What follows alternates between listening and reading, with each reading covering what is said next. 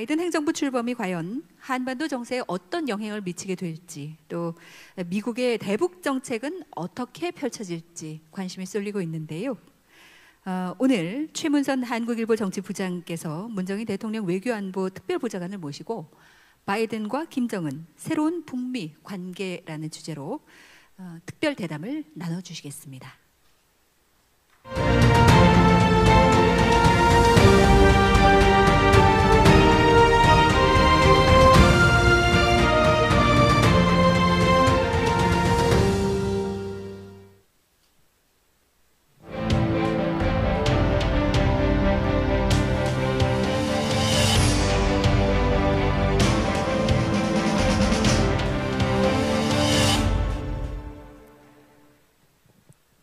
네, 특별 대담 세션입니다. 그러면 지금부터 최문선 정치부장께서 함께 진행을 해주시겠습니다. 마이크 넘겨드립니다. 부탁드립니다.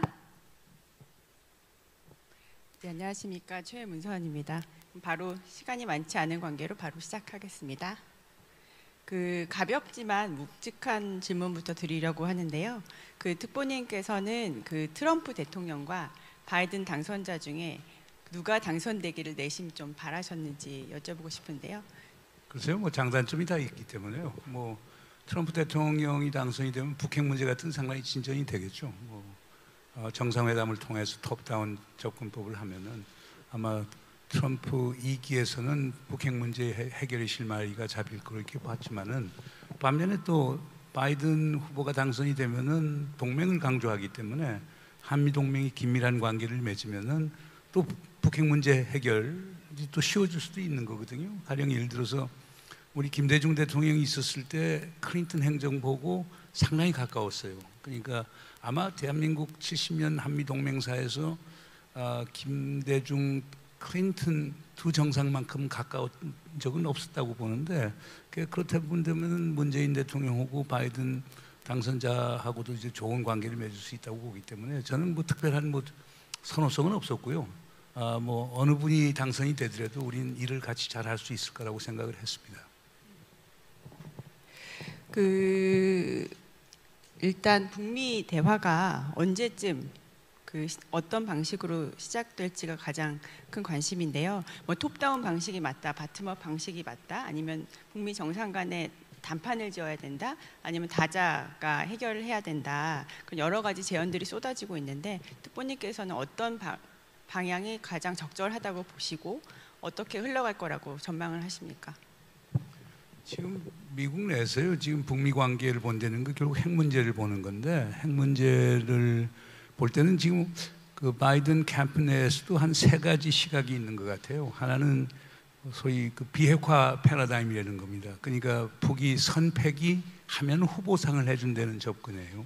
그리고 그걸 위해서 북에 대해서 최대한의 압박을 가하고 군사적인 견제를 하고, 그 다음에 정치적으로도 북한을 좀 흔들자라고 하는 그런 시각이 있고, 그게 북한 지역 전문가들 또는 외교정책 중에서도 이제 강경파들이 이제 그런 주장을 하고요. 두 번째 시각은 윌리엄 페리 전 국무장관이라든가 로버트 갈루치 전 북핵 협상 대표 같은 분들이 주장하고, 그 다음에 이제 소장파 핵 확산 방지 전문가들이 주장하는 건데, 현실적으로 선패기 후보상이 가능하겠느냐?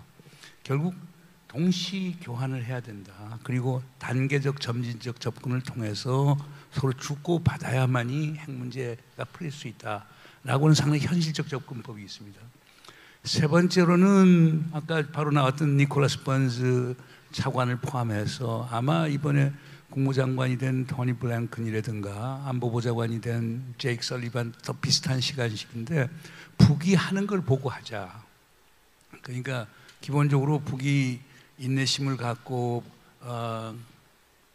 새로운 미국 행정부에 대해서 협상 의지를 보이고 그러면은, 그리고 그거에 따라서 비핵화에 강한 의지를 보이면은 얼마든지 대화 협상을 통해서 풀 수도 있는 거고, 그러나 북이 가령 2009년 4월 5일 오바마 행정부 당시에 오바마 대통령이 2009년 4월 5일 체코 프라하에서 핵무기 없는 세상을 만든다는 연설하기 단 5시간 전에 로켓 발사를 했거든요. 그런 것이 상당히 인상을 바꿨던 적이 있었는데 그런 식으로 하면 미국은 강경으로 나갈 수밖에 없겠다라고 하는 건데 제가 볼 땐 그렇습니다. 하여간 북이 자제하고 인내하고 우리 남측하고 충분한 대화를 하면서 바이든 행정부하고 새로운 돌파구를 만들고 싶다는 의지를 보여준다라고 하면은 아마 바이든 당선자는 이런 접근법을 할 가능성이 상당히 많을 겁니다. 어떤 접근법이냐면은 그 톱다운하고 바텀업을 절충한 절충형 방식인데 아마 정상회담에 바로 나서지는 않을 것 같고요. 대신 북이 이제 비핵화의 의지를 보이고 실질적인 그 폐기 과정을 들어간다라고 하면은 아마 고위 대북 정책조정관을 임명을 해서 아주 뭐 대통령이 제일 신뢰하는 고위급 인사를 특사로 임명을 해서 대북 협상을 하도록 하는 이런 절충형 방식이 있는데 그렇게 된다면 2009년에 있었던 페리 프로세스를 재현할 수도 있는 거거든요.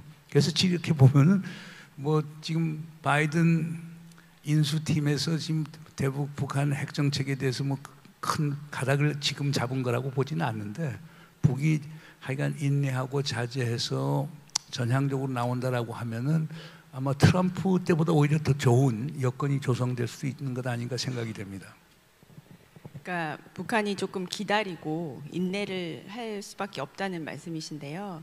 근데 이제 미국 정권 교체기마다 북한이 좀 무력 도발을 하는 패턴이 좀 반복이 됐는데 좀 기다리는 시간이 길어지면 김정은 위원장이 또 이번에도 벼랑 끝 전술을 쓰려는 그런 유혹에 빠지지 않을지 걱정이 되는데 지금 김정은 위원장이 무슨 생각을 하고 있다고 보시고? 글쎄요, 뭐 저 그거 알 수는 없는데 그러나 저 개인적으로는 아마 김정은 위원장이 벼랑 끝 전술을 하지 않을 거라고 봐요. 왜냐하면 벼랑 끝 전술을 쓰는 건 기본적으로 북이 이 정도의 능력인데 미국이 관심을 두지 않는다. 그래서 관심을 두기 위해서 그리고 협상의 기제를 만들기 위해서 그렇게 도발적 행동을 이제 하는 거라고 보는 건데 우선 트럼프 대통령하고 3차에 대한 정상회담을 했거든요.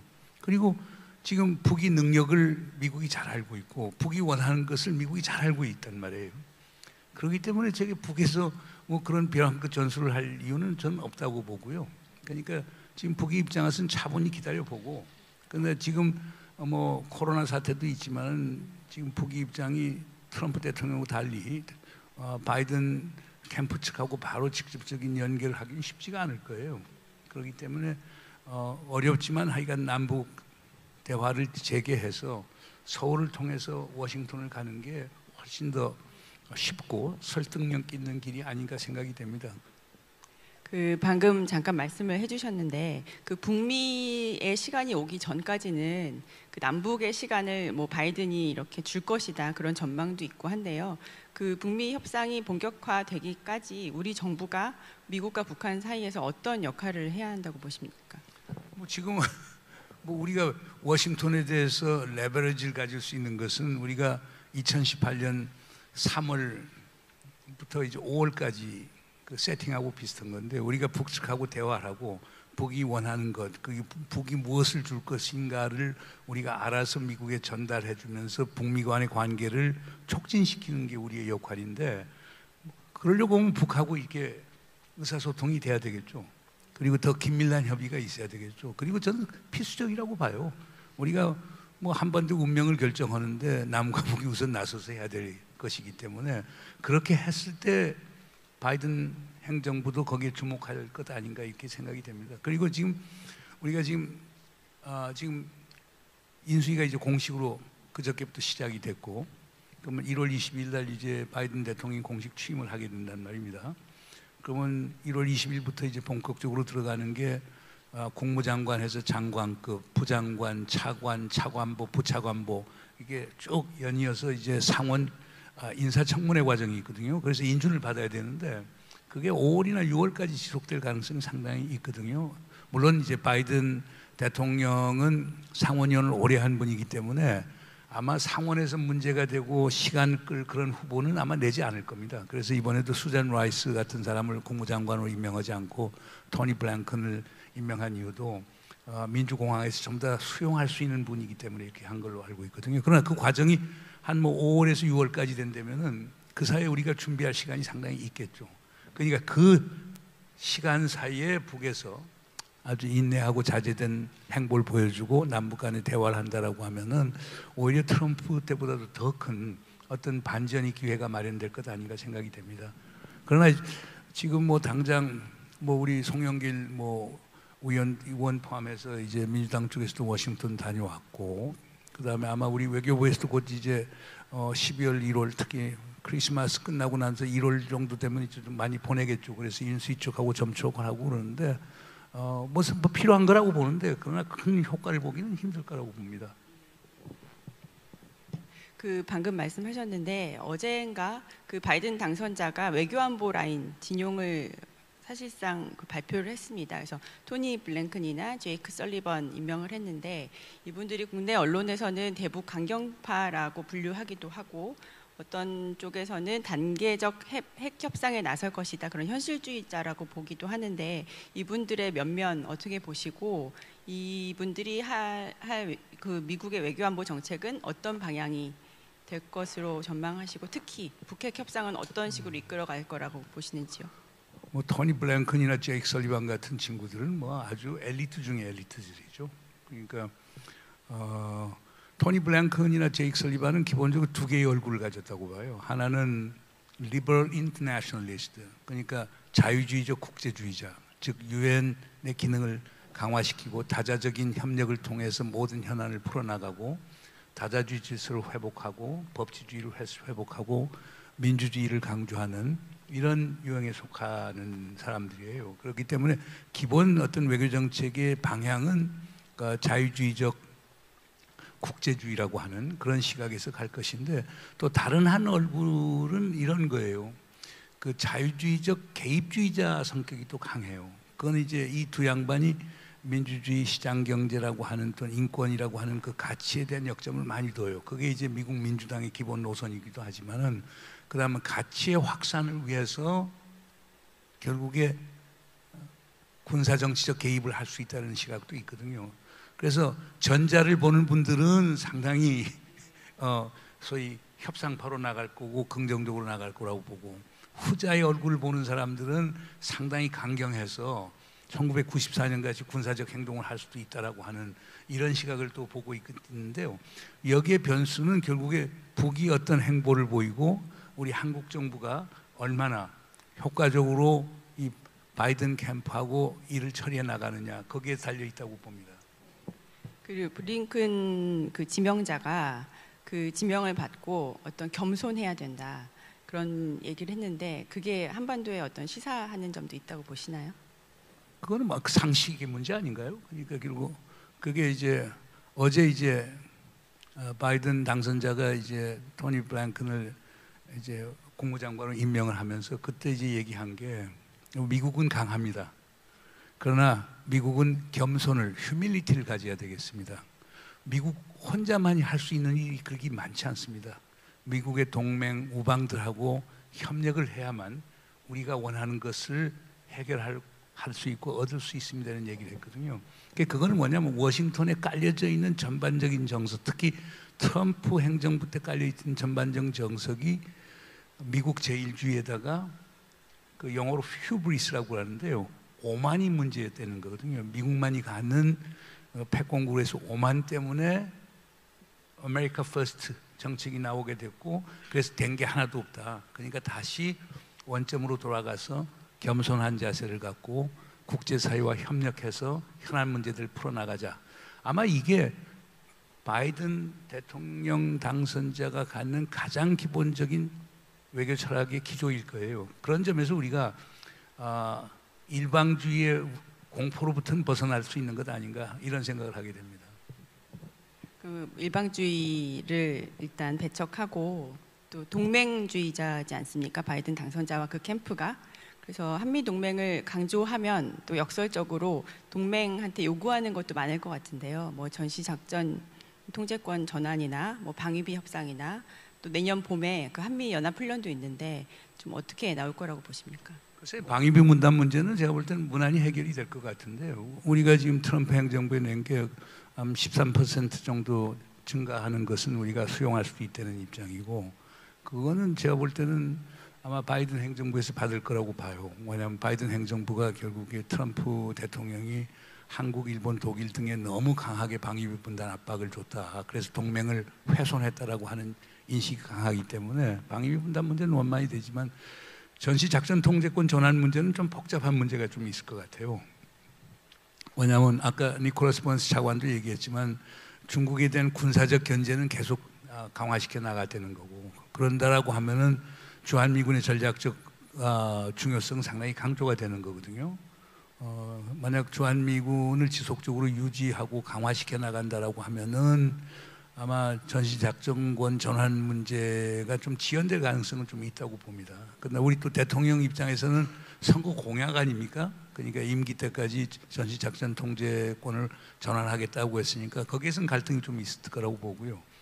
그다음 한미연합 군사 연습과 훈련의 문제는 뭐 우리 얼마든지 협의할 수 있고요. 미국도 일방적으로 밀어제끼지는 않을 거라고 보는데 지금 상황에서 뭐 우선 내년 이제 초에 하는 이제 독수리 훈련 같은 것들 보면은 지금 코로나 사태가 이런 사태에서 그거 대규모 그렇게 한미 연합 군사 훈련하기는 쉽지는 않을 거예요. 그래서 제가 볼 때는 뭐 동맹을 강조하기 때문에 동맹을 강조한다는 건 미국이 일방주의에서 떠나서 동맹의 목소리를 듣겠다는 거거든요. 그렇기 때문에 저는 크게 걱정하지는 않을 거라고 봅니다. 그러니까 얼마든지 우리하고 협의해서 풀어나갈 수 있기 때문에 제가 볼 때는 거기에는 큰 걱정할 건 없다고 봅니다. 또 한미 동맹을 강조하는 것이 또 부담으로 돌아올 수 있는 점이 그 미국이 우리는 동맹이니까 동맹으로서 함께 중국을 압박하자 그런 요구를 강하게 해올 수 있고 실제 그런 우려가 있다고 알고 있는데 그 시진핑의 중국과 그 바이든의 미국 사이에서 우리 정부는 어떻게 현명하게 대처를 해야 할까요? 그것도 아까 니콜라스 번스 차관이 아주 재미있는 얘기를 했거든요. 그러니까 강화된 경쟁 관계를 갖겠다고 하는데 미국과 중국을 볼 때는 과거 뭐 닉슨 행정부 때 이제 1972년 샹하이 커뮤니케를 채택을 하고 79년에 이제 북미 수교를 맺게 되고 그러면서 그 과정 속에서 1989년 천안문 사건 때 빼놓고는 미국은 계속 인게이지를 해왔거든요.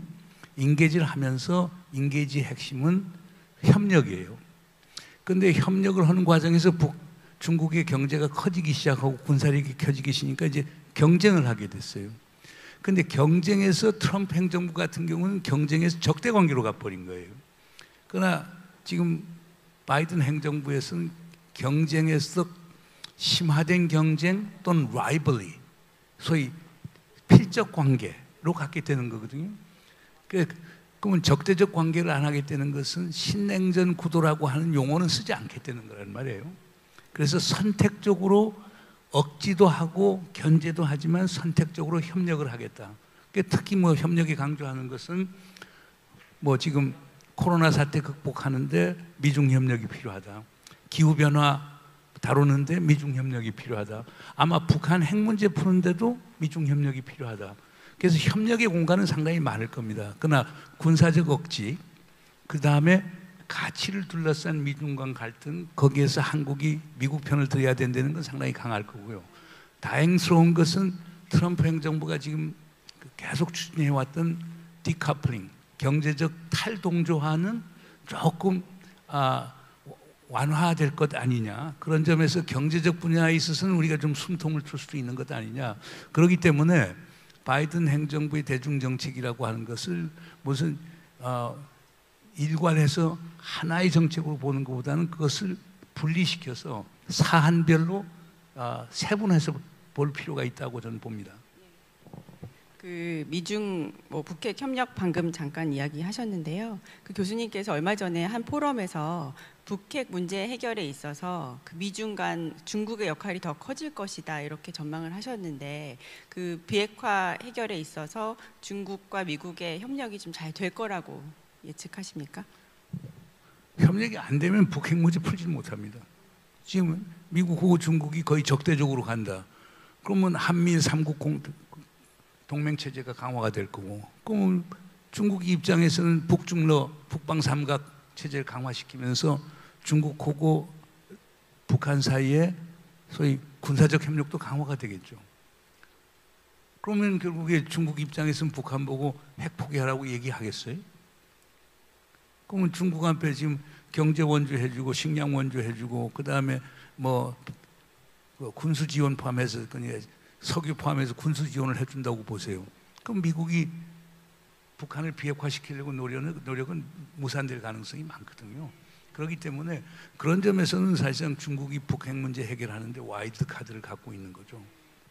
바로 그런 이유 때문에 바이든 행정부에서는 중국하고 협력을 상당히 강화시켜 나갈 거라고 봅니다. 계속 비슷한 질문인데요. 바이든 정부가 바이든 당선인이 부통령 시절에 우리 정부한테 옳은 선택을 하라고 이렇게 직설적으로 이야기를 한 적이 있는데 그런 기조가 좀 연장이 될까요? 그러니까 그런 긴장이 유지가 될 거라고 보십니까? 원래 우리 바이든 당선자가 말실수하는 걸로 유명하신 분이긴 한데 그건 2013년 12월 3일 바이든 부통령이 서울을 방문했었어요. 제가 재직하고 있던 그 연세대학 와서 강연을 하면서 자 미중 갈등이 심해지는데 선택 바로 하라. 바른 편에 서라. 그게 미국 편에 서라는 얘기거든요. 그리고 그날 오후에 제가 기억하기에는 박근혜 대통령을 만나서도 똑같은 얘기를 했던 걸로 알고 있습니다.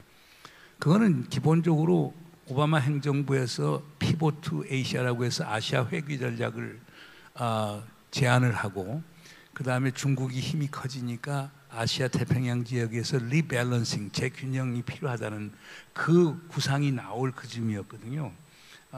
그러니까 그게 바이든 당선자 머릿속에는 아마 잘 입력이 돼 있을 거예요. 그러니까 그런 점에서는 우리가 상당히 주목을 하고 주의를 해야 될 필요가 있을 겁니다. 그러나 트럼프 대통령처럼 둘 중에 하나 선택해. 지금 바로 안 하면 너에 대해서 처벌을 가할게.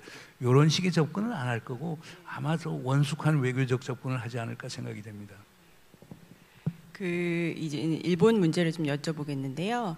바이든 시대가 열리면서 역설적으로 좀 한일 관계가 되게 난제, 어려운 문제, 당장 풀어야 할 문제로 떠올랐습니다. 그래서 트럼프 대통령은 한일 관계를 조금 별로 무관심으로 일관했지만 바이든 대통령은 당선자는 다를 것이다. 그래서 바이든 시대가 본격적으로 출범하기 전에 한일 관계를 좀 풀어야 된다. 그런 주문이 많은데요. 이게 참 역사 문제라서 해결이 어려울 것 같은데 그래도 우리 정부가 어떻게 접근을 해야 될까요? 아마 한일 관계는 그러니까 바이든 당선자는 트럼프 대통령 상당히 다를 거예요. 뭐냐면 오바마 행정부 있었을 때 한미일 3국 공조 문제가 상당히 강조가 됐거든요. 근데 이제 박근혜 대통령이 있었을 때 한국과 일본 사이에 위안부 문제가 큰 쟁점으로 드러났거든요. 그러니까 미국이 상당히 압박을 가했어요. 일본에도 압박을 가하고 한국에서도 압박을 가하고 그래서 2015년 12월 28일 날 소위 위안부 합의를 한일 외무장관 사이에 하게 되거든요. 근데 그게 한국과 일본이 자발적으로 한 거라기보다는 결국 오바마 행정부의 압박 때문에 했던 거거든요. 그 역사적 사실을 기억하는 많은 분들은 이제 바이든 당선자가 대통령으로 취임을 하게 되면 한일 관계 개선을 위해서 미국이 압박을 많이 가할 것이다. 그렇기 때문에 한일 관계가 나아질 것 아니냐라고 하는 기대들을 하죠. 그러나 미국 입장에서는 대중 견제를 위해서 한미일 3국 간 공조는 필수적이기 때문에 그러나 그게 꼭 그렇게 쉽지도 않을 거예요. 그러니까 사실 여러분도 잘 아시겠지만 우리 문재인 대통령은 처음부터 한일 관계 개선을 위해 상당히 노력을 해왔어요. 아베 총리하고도 11번 전화 통화했고 4번 직접 만났고 그래서 지속적인 메시지는 이거였습니다. 자, 북이 핵을 지금 핵 능력을 강화시키고 있고 중국이 부상하고 있고 그렇기 때문에 한일 간의 전략적 협력은 상당히 필수적이다. 얘기해 나가자. 그리고 한일 경제 협력도 상당히 필수적이기 때문에 얘기해 나가자. 그러나 역사 문제는 우리 국민들이 갖고 있는 국민 정서를 치유를 해줘야 되기 때문에 시간이 걸린다. 그건 시간을 두고 하자. 줄곧 그걸 강조해 왔어요. 지금 스가 총리하고도 똑같은 입장이에요. 그러나 일본의 입장은 결국에 역사 문제 먼저 해결하자. 그래야 전략적 협력이라든가 경제 협력할 수 있다. 그 입장을 취하면서 우리가 한일 간의 관계가 멀어졌던 거거든요. 그러니까 이게 우리가 위안부 문제든 징용공 문제든 이게 바로 될 수 있는 건 아니지 않습니까? 그리고 또 징용공 문제만 하더라도 대법원 판결이 나오지 않았습니까? 대한민국은 삼권 분립이 된 민주주의입니다. 대한민국 대통령이 그걸 뒤집을 수가 없단 말이에요. 미국이나 일본이나 영국 같은 데는 아미쿠스 쿠라이라고 하는 법조문이 있어요. 그 법정이 친구라는 건데요. 행정부하고 사법부 사이에 특정 대외 관계에 대해서 갈등과 모순이 있었을 때는 행정부와 사법부가 사전에 협의할 수 있도록 만드는 법적 장치가 있어요. 한국엔 그게 없어요. 없기 때문에 그런 거 갖고 사법부하고 우리 행정부가 외교부가 협의를 하게 되면 사법농단이 되는 거예요. 일본에 우리가 그 누차 설명을 하는데 일본은 그렇게 생각하지 않아요. 대한민국은 행정부가 강하니까 대통령이 결정하면 바꿀 수 있는 것 아니냐. 그런 인식의 변화를 좀 하면서 일본도 우리 입장을 좀 이해해주고 우리도 물론 일본의 입장을 이해해야 되겠지만 역지사지 입장을 갖고 접근해야 풀리지 일방적으로는 상당히 풀기가 힘들지 않나 생각이 됩니다. 그러니까 하여간 사실상 현실적인 해법을 당장 찾기는 어렵다는 그런 말씀인데요. 지금 문희상 전 의장 안도 있고 여러 안도 있으니까 하여간 한일 간에 한번 좀 전향적으로 좀 논의를 해봐야 되겠죠. 그러나 이제 수가 총리도 이제 뭐 어떻게 1년 단임제 총리인데 그러면 내년에 이제 다시 총리로 재선돼서 진짜 이제 소위 정상적 총리가 되려고 하면은 아마 아베 총리의 노선을 계속 유지할 가능성이 있기 때문에 일본 측에서도 쉽게 절충하기는 쉽지 않지 않을까 생각이 듭니다.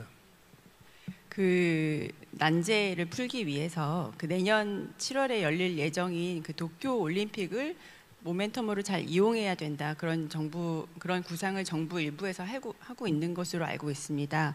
뭐 김정은 위원장을 도쿄로 초청한다든지 아니면 올림픽 기간 동안에 북한이 그 도발을 자제하는데 우리 정부가 역할을 함으로써 그걸 지렛대 삼아서 한일 관계도 풀고 남북 관계의 어떤 전환도 이루고 뭐 그런 구상이 일부 거론되고 있는데요. 뭐 이른바 올림픽 서프라이즈가 가능하다고 보십니까? 그건 뭐 당위론의 문제겠죠. 그러니까 우리가 K 방역 잘한 게 국제적으로 알려져 있지만은 2018년 2월로 돌아가 보세요. 소위 평창 올림픽 다 안 될 거라고 보고 북한이 판을 깰 거라고 봤는데 결국 평창 올림픽을 성공적으로 만들지 않았습니까? 그래서 피스 올림픽을 통한 평화라고 하는 게 한국의 하나의 상징이 돼 버렸거든요.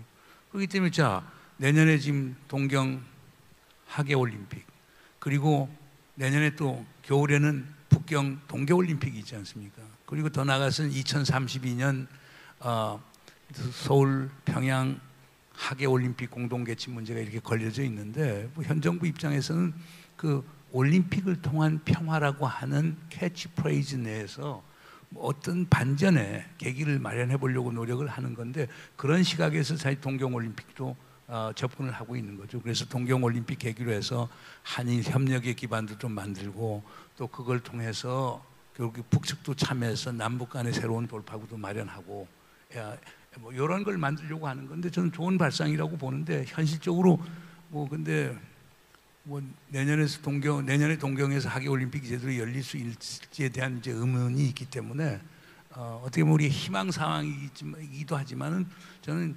당위론적으로 저는 꼭 필요하다고 생각이 됩니다. 그럼 시간이 얼마 안 남았으니까 국내 현안 좀 여쭤보겠습니다.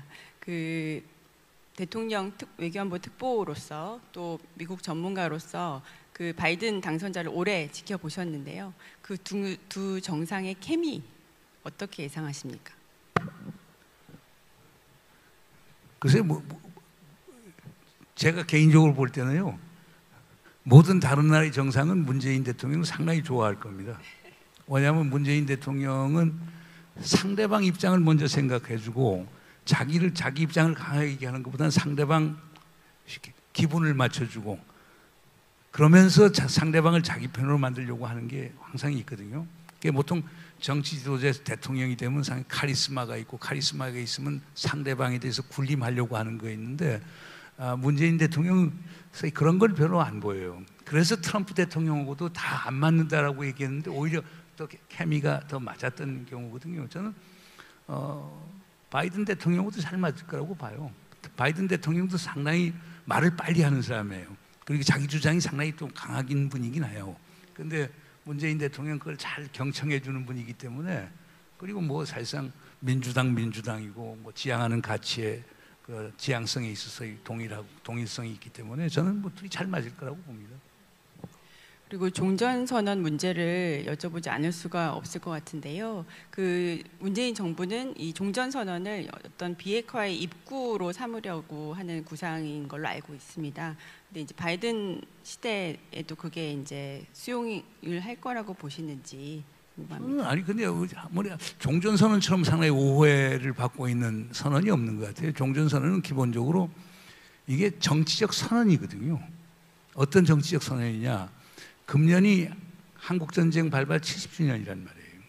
그러니까 70년 동안 지속되는 전쟁은 사실상 거의 없지 않습니까? 뭐 아랍 이스라엘 분쟁 빼놓고는 사실 한국전이 유일한 건데, 그러니까 정치 지도자 입장에서는 70년 된 전쟁을 끝내자라고 하는 정치적 선언을 남과 북이 같이 하는 게 좋지 않느냐라고 하는 데 시작이 됐고, 그렇게 되면 자연히 그게 비핵화도 추정할 수 있고 한반도 평화체제도 추정할 수 있는 것 아니냐, 이런 의미의 생각을 해서 종전선언을 하나의 상징적 입구로 삼자라고 하는 건데, 이제 많이 이제 비판하시는 분들은 종전선언하면 바로 정전협정 체제가 해체가 되고, 그러면 유엔군 사령부가 해체가 되고 주한미군 철수가 되는 것 아니냐라고 하는 걱정을 하는데, 그건 대통령께서 누차 얘기를 했어요. 그건 평양 가서도 얘기를 하는 거고, 종전선언과 정전협정의 평화협정의 전환 문제하고 주한미군의 지위와 위상에 관한 것은 별개의 거다.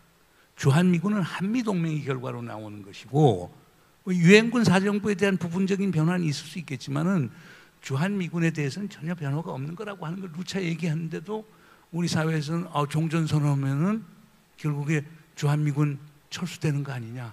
그러니까 종전선언을 비핵화가 끝나고 평화체제가 다 끝난 출구에다 놓아야 된다는 게 일부 보수적인 분들 주장인데, 그건 동의하기가 상당히 어렵습니다. 그래서 결론적으로 말씀드리자면은 종전선언이라는 것은 비핵화도 추동하고 한반도의 평화체제도 추종하는 촉매 역할로서의 정치적 상징물로 얘기를 하는 것이지, 그 자체가 무슨 구체적인 결과를 가져오는 건 아니거든요. 그래서 특히 금년이라고 하는 2020년이라고 하는 한국전 70주년 되는 해에 전쟁을 끝내야겠다는 그 의지 표명을 정치적으로 하자라고 하는 데 있다는 점에 주목할 필요가 있다고 봅니다. 그리고 이 모든 논의의 결국 꼭지점은 북한 비핵화일 텐데요. 지금 비핵화에 대한 뭐 국내에도 그렇고 국제사회의 피로도가 좀 누적되고 있는데, 교수님은 여전히 비핵화가 가능하다고 보시는가요?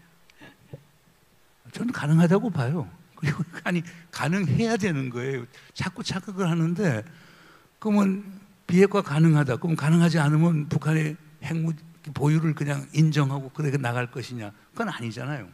아직까지는 저는 가능하다고 봐요. 그리고 제가 2018년 4월 판문점과 2018년 9월 평양에서 정상회담 다 참여했던 사람으로서 느꼈던 거는 분명히 북한의 비핵화 의지를 보였어요. 하노이 이후에는 그게 어떻게 변했는지 전 북측 친구를 만나보지 못했기 때문에 확인을 못하겠지만은 2018년 제가 경험했던 북한의 고위 당국자들의 의향은 분명히 조건만 맞으면 비핵화를 하겠다는 거거든요. 저는 그래서 아직도 전 찬스가 있고 또 그렇게 가야 한다는 당위성의 문제지 할까라고 하는 그건 아닌 것 같습니다. 그러면 오늘 말씀을 종합해 보면 바이든 시대의 남북 관계나 한반도 문제는 더 좋아질 텐데 조금 기다려야 할 거다, 그런 말씀으로 요약이 될 것 같은데요. 이 한반도 평화를 기다리는 이 시청자분들, 그다음에 국민들한테 좀 마지막으로 해주실 수 있는 말씀 있으시면 하시는 것을 오늘 대담 마무리하겠습니다. 글쎄요, 우리가 원하는 게 평화인데 평화는 평화를 꿈꾸는 자만이 얻을 수 있는 것 같아요. 항상 전쟁을 생각하면 평화를 얻지 못한다고 생각이 됩니다. 그래서 긍정의 자세로 평화를 향해 가는 국민적 합의와 노력이 필요하다고 생각이 됩니다.